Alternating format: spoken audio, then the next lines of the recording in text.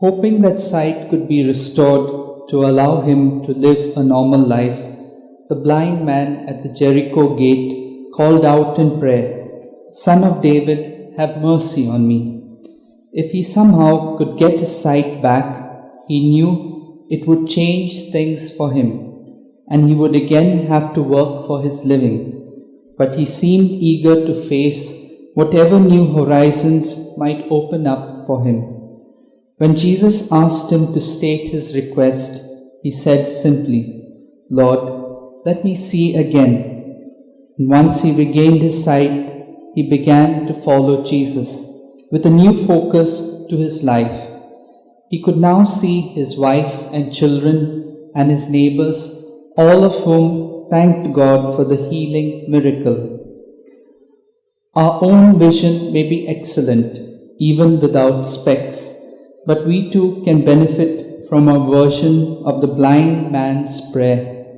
"Lord, let me see your will more clearly. Help me to follow you along the road."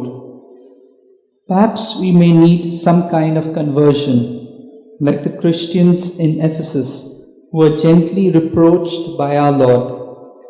"You have turned aside from your early love. Repent and return to your former deeds." By examining our conscience, we can discern whether this call to conversion applies to us too. Those murmured words may revive the memory of some early ideals, now discarded, to which we should return.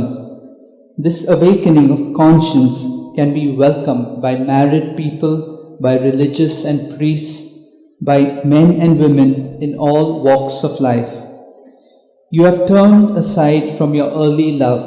Repent and return to your former ways.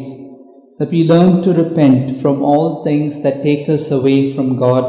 Let's pray for this grace for one another.